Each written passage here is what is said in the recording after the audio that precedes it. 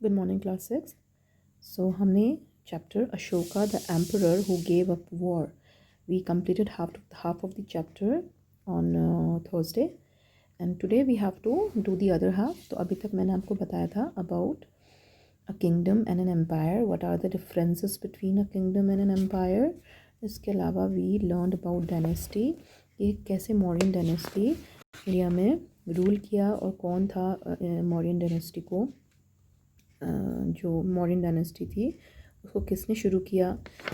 We learn about the main cities in Mauryan dynasty, कौन कौन सी cities important थी, कहाँ कहाँ से रूल किया जाता था. इसके अलावा we also learn about taxes and tributes. ये बता द डिफरेंसेस बिटवीन दोज.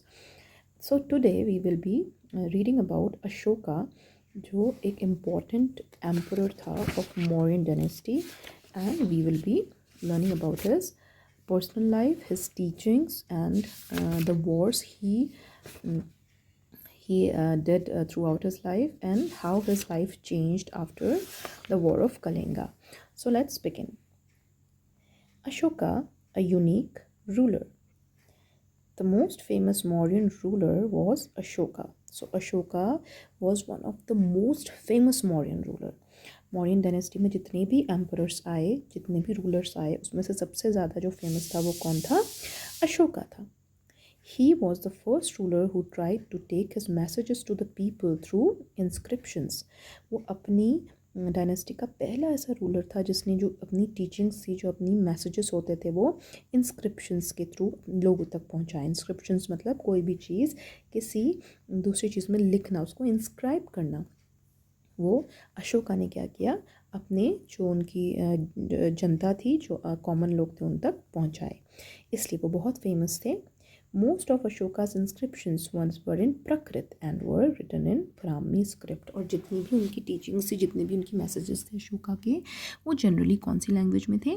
प्रकृत लैंग्वेज में. और जो कौन सी स्क्रिप्ट में इसको लिखा करते थे? ब्राह्मी स्क्रिप्ट. सो ये जो दो तरीके की ये जो स्क्रिप्ट होती थी, ब्राह्मी और जो प्रकृत लैंग्वेज थी, ये बहुत ही कॉमन थी आम लोगों में, इसलिए वो लोग इसको समझ भी पाते थे. इसलिए Ashoka was a very unique ruler. Now will come to the war in Kalinga. Ashoka's war in Kalinga. Kalinga is the ancient name of coastal Orissa. तो जो कोस्टल उड़ीसा, जो आज की टाइम में जो उड़ीसा का कोस्टल एरिया है, उस टाइम में, आज से इतने 2-3 हज़ार साल पहले, उस एरिया को हम क्या बुलाते थे? Kalinga. Ashoka fought a war to conquer Kalinga. तो अपनी जब उन्होंने अपना, जब वो एम्परर थे अशोका, तो अपने जो उनकी जो एम्पायर में उन्होंने क्या किया, बहुत सारे लड़ाइयाँ करी. बहुत सारी लड़ाइयाँ करके उन्होंने बहुत सारे सिटीज़ और एरियाज़ को अपने अंडर करा. तो ऐसे ही एक कलिंगा जगह थी, उसके लिए उन्होंने एक बहुत बड़ा वॉर, बहुत बड़ा युद्ध किया. However, he was so horrified when he saw the violence and the bloodshed that he decided not to fight any more wars. लेकिन उस वॉर के दौरान ऐसा क्या हुआ कि जो अशोका थे वो बहुत ज़्यादा परेशान हुए, बहुत ही ज़्यादा घबरा गए. उस वॉर में इतने सारे लोगों मरे और इतनी सारे खून बहा, क्योंकि आपको पता है जब कोई लड़ाई होती है तो क्या होता है, वॉयलेंस होता है, बहुत ज़्यादा लोग एक दूसरे को मारते हैं, खूब खून वगैरह निकलता है, लोग मरते हैं, हाथ पैर कट जाते हैं, बहुत सारी चीज़ें इस तरीके की होती हैं. तो अशोका ने देखा कि इस वॉर में बहुत सारे लोग मरे, बहुत सारा खून बहा, और वो इतने ज़्यादा परेशान हो गए कि उन्होंने ये डिसाइड किया कि वो इस वॉर के बाद, इस कलिंगा वॉर के बाद कोई भी दूसरा वॉर नहीं लड़ेंगे. He is the only king in the history of the world who gave up conquest after winning a war. और वो सबसे पहले ऐसे योद्धा, ऐसे एम्परर थे दुनिया में जिन्होंने लड़ाई जीतने के बाद भी जो कलिंगा था उसको नहीं लिया. मतलब कलिंगा के लिए जो भी उन्होंने वॉर किया, उसमें उनको इतना ज़्यादा वॉयलेंस, इतना ज़्यादा खून खराबा देखा कि उन्होंने वो वॉर जीतने के बाद भी उन्होंने कलिंगा को अपने कंट्रोल में नहीं लिया. और वो हिस्ट्री के ऐसे पहले रूलर, ऐसे पहले एम्परर बने जिन्होंने ऐसा किया. सो अशोका की ज़िंदगी में, अशोका की लाइफ में कलिंगा वॉर एक बहुत ही इम्पॉर्टेंट वॉर था, जिसमें उन्होंने ये रियलाइज़ किया, उनको ये रियलाइज़ हुआ कि वॉर अच्छी चीज़ नहीं है, और ये जो वॉर्स होते हैं ये लोगों को मारते हैं, लोगों में खून खराबा होता है, और ये लोगों को के लिए भी अच्छा नहीं है, और एक एम्परर के लिए भी अच्छा नहीं है। अशोकास इंस्क्रिप्शन डिस्क्राइबिंग द कलिंगा वार, तो जो ये डिस्क्रिप्शन है इस येलो बॉक्स में, ये अशोका का इंस्क्रिप्शन है। अशोका ने ये चीज़ लिखवाई थी, किसी पत्ते में लिखवाई होगी, या जो उस टाइम पे जो भी चीज़ें होंगी जिससे वो लिखते होंगे, जो इंस्क्राइब करते होंगे, उसमें ये लिखी गई हैं। और ये आप इसको ज़रूर पढ़िएगा, उसमें उन्होंने क्या फील किया ये सब लिखा हुआ है, तो ये आप ज़रूर पढ़िएगा। ये अशोका की खुद की फीलिंग है जो उन्होंने लिखी है, ठीक है। अब हम आ जाते हैं अशोकास के धम्मा में। सो एग्जैक्टली जो धम्मा था वो क्या था? What was Ashoka's Dhamma? Ashoka's Dhamma did not involve worship of a god or performance of a sacrifice. जो अशोका का धम्मा था, जो कि उसकी टीचिंग थी, जो उसने लोगों तक पहुंचाई, वो ये कहती थी कि हमें किसी भी भगवान की पूजा नहीं करनी है, या फिर हमें किसी को सेक्रीफाइस नहीं करना है, कि उस ज़माने में जानवरों को सेक्रीफाइस किया जाता था, और भी काफ़ी कई चीज़ें की जाती थी। तो ये सब चीज़ें अशोका के धम्मा में इन्वॉल्व नहीं थी। He felt that just as a father tries to teach his children, he has a duty to instruct his subjects. उसका ये मानना था, अशोका का ये मानना था कि जैसे एक पिता अपने बच्चों को सिखाता है ज़िंदगी के बारे में, उनको टीचिंग्स देता है, उसी तरीके से उसकी भी एक जिम्मेदारी थी कि वो जो भी उसके फॉलोअर्स थे उनको वो अपनी टीचिंग्स के थ्रू बहुत सारी चीज़ें समझाए और बताए। He was also inspired by the teachings of the Buddha. तो हमने बुद्धा के बारे में पढ़ा था चैप्टर नंबर 6 में, इससे पहले वाले चैप्टर में। तो जो अशोका जो एम्परर थे वो बुद्धा से बहुत ज़्यादा इंस्पायर थे, और उन्हीं के जैसे, उन्हीं की टीचिंग से उसके आसपास, मतलब वैसी ही उनकी भी कुछ टीचिंग्स थी जो कि धम्मा के अंदर आती थी। जो धम्मा था ये सब चीज़ें ये बताता था। There were a number of problems that troubled him. People in the empire followed different religions and this sometimes led to conflict. तो उनकी बहुत ज़्यादा, जो अशोका थे उनको बहुत सारी चीज़ें उनको चिंता में लाती थी। तो सबसे बड़ी जो चीज़ थी वो ये थी कि उनके जो साम्राज्य था, उनका जो एम्पायर था, उसमें तरह तरह के लोग रहते थे और वो अलग अलग रिलीजन मानते थे। तो इसके कारण क्या होता था, लोगों में कई बार लड़ाइयाँ भी हो जाती थी। कॉन्फ्लिक्ट मतलब लड़ाइयाँ भी हो जाती थी, तो ये उनको बहुत ज़्यादा अच्छा नहीं लगता था। एनिमल्स वर सेक्रीफाइस्ड, बहुत सारे रिलीजन में एनिमल्स को सेक्रीफाइस किया जाता है, कभी बकरा काटा जाता है, कभी किसी को सेक्रीफाइस करा दिया जाता है, तो ये भी उनको अच्छा नहीं लगता था। Slaves and servants were ill treated, जितने भी स्लेव्स जो मजदूर हुआ करते थे, जो सर्वेंट्स नौकर हुआ करते थे, उनको गंदी तरीके से ट्रीट किया जाता था, उनसे इतना ज़्यादा काम कराया जाता था, खाने को खाना नहीं दिया जाता था, तो ये भी उनको बहुत परेशान करता था। Besides, there were quarrels in families and amongst neighbors, और फैमिलीज़ में भी क्या होती थी, लड़ाइयाँ हुआ करती थी, और जो नेबर्स थे, जो पड़ोसी हुआ करते थे, वो भी बहुत लड़ाई करते थे। क्यों? क्योंकि रिलीजन कुछ डिफरेंट होता होगा, या कुछ कॉन्फ्लिक्ट्स, कुछ लड़ाइयाँ होती होंगी, इस कारण से अशोका को ये सब चीज़ें जब भी देखते थे, उनको जब इन बारे में पता चलता तो बहुत ही दुखी हो जाते थे। Ashoka felt it was his duty to solve these problems, तो अशोका को ऐसा लगता था कि उनकी जिम्मेदारी है, ये उनकी रिस्पॉन्सिबिलिटी है कि इस तरीके की चीज़ें उनके एम्पायर में ना हो।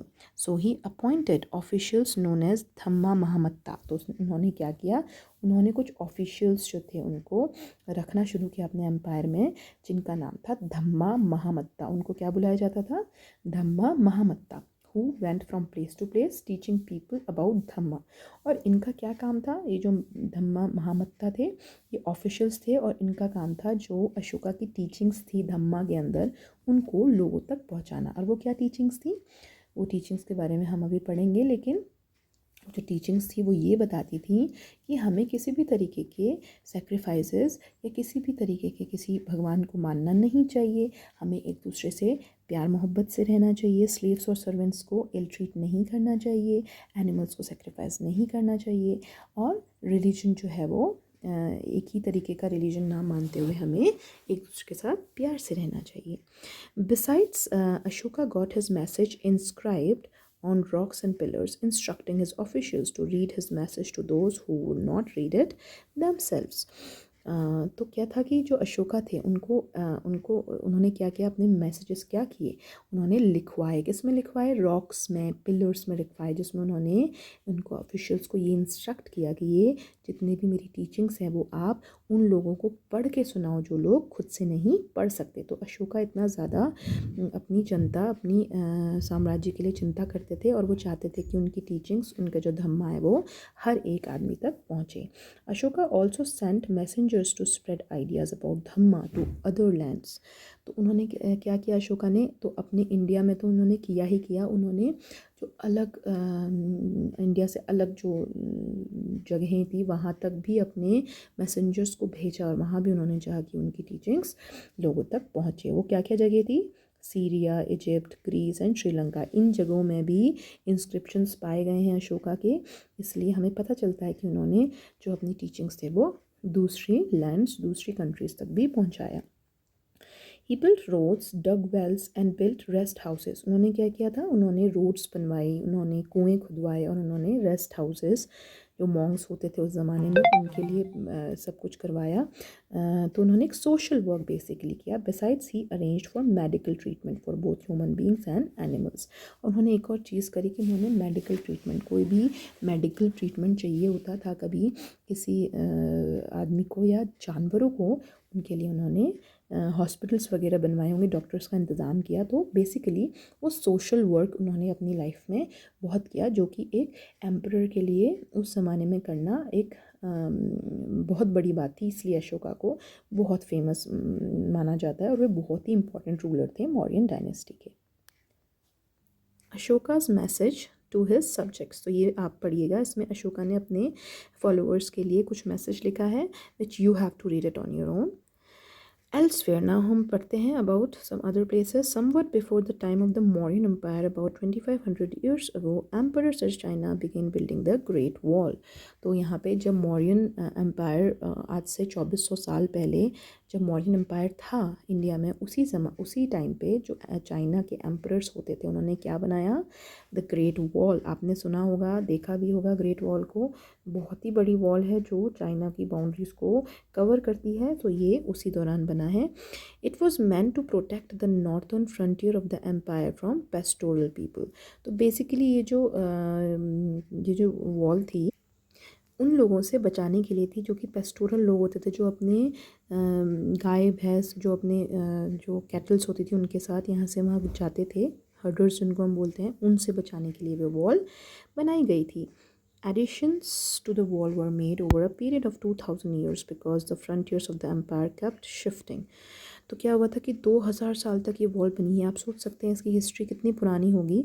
और ये जो वॉल थी वो एक तरफ से दूसरी तरफ शिफ्ट होती गई, इसलिए इतनी लंबी है। ठीक है, the wall is about 6400 kilometre long. 6400 kilometre long है ये जो वॉल है, and is made of stone and bricks. और किससे बनी हुई है? स्टोन एंड ब्रिक से, with a road along the top. और इसके ऊपर एक रोड भी है जिसमें लोग, अभी आप देखते हो चलते भी हैं, उसमें काफ़ी होता है। Several thousand people work to build the wall. ये जो वॉल बनाने में कम से कम 1000 से बहुत ज़्यादा लोग, 1000 से भी ऊपर लोग ने बनाई होगी ये wall. There are watch towers all along. और अगर आप देखेंगे हर एक डिस्टेंस के बाद वॉच टावर्स हैं जो कि at the distance of about 100 and 200 metre. So 100 and 200 metre में हर वॉल के बाद क्या है? वॉच टावर्स हैं। सो आज के टॉपिक में what we learn about Ashoka. उनकी लाइफ के बारे में हमने पढ़ा कि अशोका की लाइफ में जो कलिंगा वार था, वाई इट वाज इम्पॉर्टेंट, और उनको क्या सिखाया, हमने ये भी पढ़ा। इसके अलावा वी लर्न अबाउट अशोका's धम्मा, कि उनके जो धम्मा थे, उनकी जो टीचिंग्स थी, उसमें वो क्या क्या जो चीज़ें थे उन्होंने अपने फॉलोअर्स, अपनी जो जनता थी उन तक पहुंचाया और किस तरीके से पहुंचाया। इसके अलावा हमने the wall of great China के बारे में भी पढ़ा। तो जो आपका आज का होमवर्क है वो है, आपको जो येलो बॉक्सेस हैं, अशोका's inscription describing the Kalinga war and Ashoka's messages to his subjects, ये दोनों आपको खुद रीड करने हैं और पता लगाना है कि अशोका ने क्या अपने इंस्क्रिप्शंस में लिखा अपने फॉलोअर्स के लिए. Okay, tomorrow we will do the question answers of this chapter and then हमारा ये चैप्टर कंप्लीट हो जाएगा. And then after that we will start the new chapter, chapter number 8, vital villages and thriving towns. Till then take good care of yourself and do your homework properly. Have a good day and take care.